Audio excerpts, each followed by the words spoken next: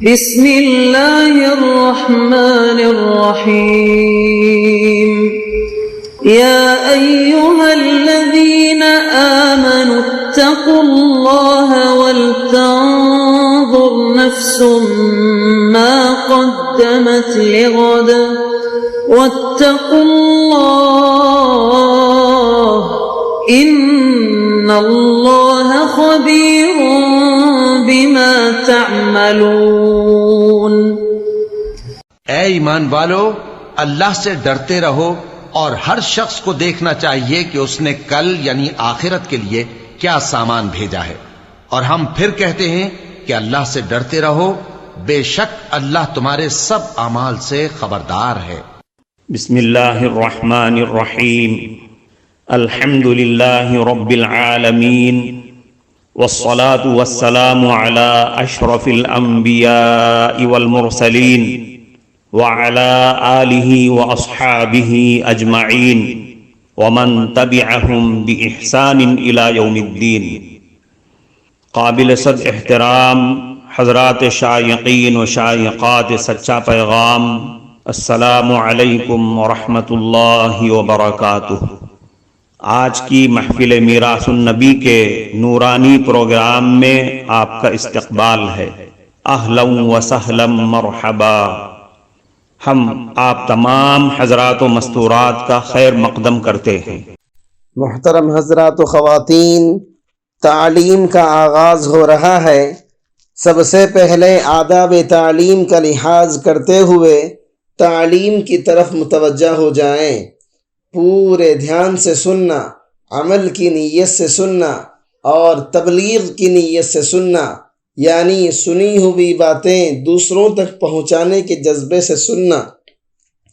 چند خاص آداب تعلیم ہیں، امید ہے کہ آپ حضرات ان آداب کا ضرور خیال رکھیں گے۔ جزاکم اللہ۔ بسم اللہ الرحمن الرحیم۔ اپنے سے نیچے دیکھیں تو شکر کا جذبہ پیدا ہوگا۔ ایک مرتبہ شیخ سعدی رحمۃ اللہ علیہ گھر سے نکلے تو پاؤں میں پہننے کے لیے جوتے نہیں تھے۔ دل ہی دل میں کہنے لگے کہ اے اللہ، تو نے مجھے جوتے بھی نہیں دیے ہیں۔ پھر پیدل تھوڑی دور گئے تو دیکھا کہ ایک فقیر بھیک مانگ رہا ہے جس کے دونوں پاؤں کٹے ہوئے ہیں۔ یہ منظر دیکھ کر شیخ سعدی رحمۃ اللہ علیہ شرمندہ ہوئے اور اللہ سے کہنے لگے اے اللہ، تیرا شکر ہے کہ مجھے صرف جوتے نہیں دیے، اس بیچارے کو تو پاؤں ہی نہیں ہیں۔ اگر تو مجھے بھی اس جیسا بنا دیتا تو میں کیا کر سکتا۔ آدمی ہمیشہ ہر دنیاوی چیز میں اپنے سے نیچے کے طبقے والوں کو دیکھے تو شکر کا جذبہ پیدا ہوتا ہے۔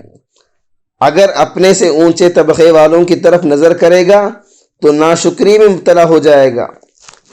یعنی اگر کوئی متوسط درجے کا مالدار ہے تو غریبوں کو دیکھے اور شکر ادا کرے کہ اللہ تعالیٰ نے مجھے ان سے اچھا رکھا ہے۔ اسی طرح کسی کو اللہ نے معمولی سا گھر دیا ہے تو وہ جھونپڑی میں رہنے والے کی طرف نظر کر کے شکر ادا کرے کہ اللہ نے مجھے مکان تو دیا ہے۔ اس کے برخلاف اگر درمیانی درجے کا مالدار اپنے سے بڑے مالدار کی طرف نظر کرے گا تو حرص میں یا حسد میں مبتلا ہو جائے گا اور ناشکری کرے گا کہ اللہ نے اس کو اتنا مال دیا ہے اور مجھے نہیں دیا۔ عائش میں مستی اور مصیبت میں ناشکری دیکھ کر شہر چھوڑ کر چلے گئے۔ عمر ابن صدقہ رحمۃ اللہ علیہ فرماتے ہیں کہ میں ذوالنون مصری رحمۃ اللہ علیہ کے ساتھ مقام اخمیم میں تھا، پس انہوں نے وہاں لہو و لعب اور ڈھول باجے کی آواز سنی تو پوچھا یہ کیا ہے؟ کہا گیا شہر میں کسی کے یہاں شادی ہے۔ دوسری طرف چیخنے چلانے کی آواز سنی تو پوچھا یہ کیا ہے؟ کہا گیا فلاں آدمی کا انتقال ہو گیا ہے۔ چنانچہ ذوالنون مصری رحمۃ اللہ علیہ نے مجھ سے کہا اے عمر ابن صدقہ، ان لوگوں کو عطا کیا گیا، انہوں نے شکر نہیں کیا، اور ان لوگوں کو مصیبت میں مبتلا کیا گیا، انہوں نے صبر نہیں کیا۔ اللہ کی قسم، میں اس شہر میں رات نہیں گزاروں گا۔ بس اسی وقت مقام اخمیم سے مقام فسطاط آ گئے۔ ایک نابینا، کوڑ کا مریض اور معذور آدمی کا اللہ تعالیٰ کا شکریہ ادا کرنا۔ حضرت وہب ابن منبع رحمۃ اللہ علیہ ایک ایسے آدمی کے پاس سے گزرے جو بیک وقت نابینا، کوڑ کا مریض، ٹانگوں سے معذور، بے لباس اور ساتھ میں بڑھاپا بھی تھا، اور کہہ رہا تھا الحمدللہ علی نعمتی، اللہ کے لیے تمام تعریفیں اس کی نعمتوں پر۔ ایک شخص نے اس سے کہا اللہ کی نعمتوں میں سے کون سی نعمت باقی رہ گئی ہے جس پر اللہ کا شکریہ ادا کر رہے ہو؟ اس نے کہا اپنی نظر شہر والوں کی طرف گھماؤ، پس دیکھو ان کی اکثریت کو دیکھو، ان میں سے میرے سوا کوئی ایک بھی نہیں جو اللہ تعالیٰ کی معرفت کو جانے کہ اس بات پر میں اللہ کا شکریہ ادا نہ کروں۔ میرے علاوہ کوئی بھی اللہ کو جاننے والا نہیں ہے۔ اللہ تعالیٰ نے مجھے معرفت عطا فرمائی ہے، میں اللہ تعالیٰ کی معرفت پر اللہ تعالیٰ کا شکریہ ادا کرتا ہوں۔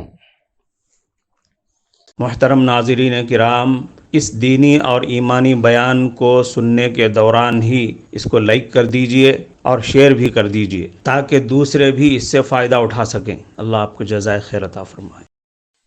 میں 4 نعمتوں پر اللہ تعالیٰ کا شکر ادا کرتا ہوں۔ کسی بزرگ کا قول ہے کہ میں 4 نعمتوں پر اللہ تعالیٰ کا شکریہ ادا کرتا ہوں۔ پہلی یہ کہ اللہ تعالیٰ نے ہزاروں قسم کی مخلوق بنائی ہے، اور میں نے دیکھا کہ ان سب میں بنی آدم اشرف المخلوقات ہے، اور مجھے بھی اللہ تعالیٰ نے انہی میں سے بنایا ہے، یعنی اشرف المخلوقات میں سے بنایا ہے۔ اور دوسری نعمت یہ کہ میں نے دیکھا کہ اللہ تعالیٰ نے مردوں کو عورتوں پر فضیلت بخشی ہے، اور مجھے اللہ رب العزت نے مردوں میں پیدا فرمایا ہے۔ تیسری یہ کہ میں دیکھتا ہوں کہ اسلام تمام دینوں میں سب سے افضل دین ہے، اور اللہ تعالیٰ کو سب سے زیادہ محبوب ہے، اور مجھے بھی اللہ پاک نے مسلمان بنایا ہے۔ چوتھی نعمت یہ کہ میں دیکھتا ہوں کہ حضرت محمد صلی اللہ علیہ وسلم کی امت سب امتوں میں سب سے افضل امت ہے، اور مجھے بھی اللہ رب العزت نے اس امت میں پیدا فرمایا ہے۔ ناشکری کرنے کی وجہ سے اللہ نے بڑی مصیبت میں مبتلا کر دیا۔ ایک آدمی کے 2 جڑواں بچے پیدا ہوئے، اور ان کی کمر اوپر سے نیچے تک بالکل لگی ہوئی تھی۔ ڈاکٹروں کو جمع کیا گیا کہ 2 بچے ہیں اور جڑے ہوئے ہیں۔ ڈاکٹروں نے دیکھ کر کہا اگر انہیں الگ الگ کیا گیا تو یہ دونوں بچے مر جائیں گے، اس لیے کہ جو شہرگیں ہیں وہ دونوں کی جڑی ہوئی ہیں، دونوں کی پرورش کی گئی۔ اب ماں بیچاری ایک کو دودھ پلاتی تو دوسرا الٹا پڑا ہوتا، اور جب دوسرے کو پلاتی تو پہلا الٹا پڑا ہوتا۔ غرض وہ اس طرح سے پالتی رہی یہاں تک کہ بچے 5-6 برس کے ہو گئے۔ ان کی تعلیم کا بندوبست کیا گیا۔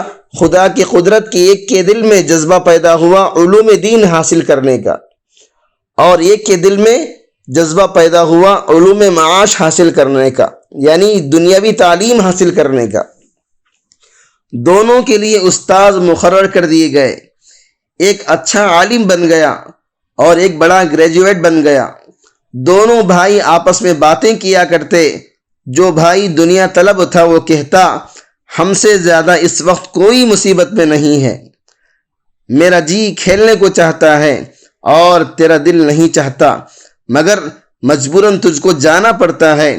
اگر میں استنجا کے لیے جانا چاہوں، تیرا جی نہیں چاہتا تو بھی تجھ کو جانا پڑتا۔ کوئی اپنے دل کی بات نہیں کر سکتا، لہذا ہم سے زیادہ کوئی مصیبت میں نہیں ہے۔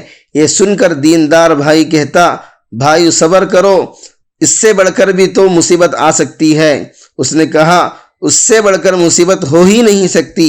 وہ نصیحت کرتا کہ ایسا مت کہو، اللہ کے یہاں مصیبتوں کے خزانے بھی بہت ہیں۔ خدا کی قدرت کے دیندار بھائی کا انتقال ہو گیا۔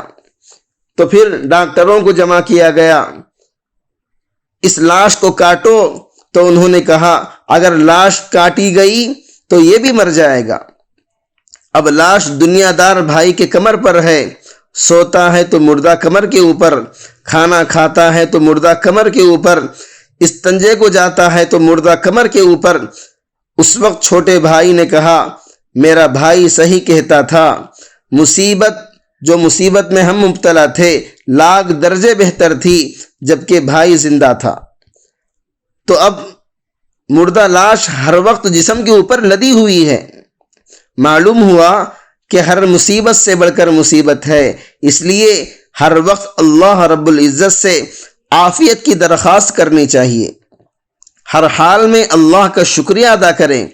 انسان سوچے کہ صبح سے شام تک اللہ کی کتنی ہی نعمتوں میں وہ زندگی گزارتا ہے، اگر خدا نخواستہ اللہ تعالیٰ یہ نعمتیں لے لے تو کون ہے جو دوبارہ یہ نعمتیں عطا کرے۔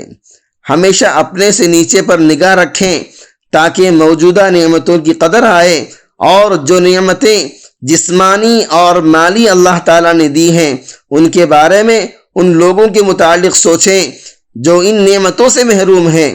نعمت کی قدر تب آتی ہے جب وہ چھن جائے یا نہ رہے، یا جس کے پاس نہ ہو اسے دیکھ کر اور اس کی گفت و شنید سن کر قدر معلوم ہوتی ہے۔ دعا ہے کہ اللہ تعالی ہم سب کو شکر گزار بندوں میں شامل فرمائے۔ کفارہ مجلس کی دعا پڑھ لیجئے۔ سبحانک اللہم و بحمدک، اشہد ان لا الہ الا انت، استغفرک و اتوب الیک۔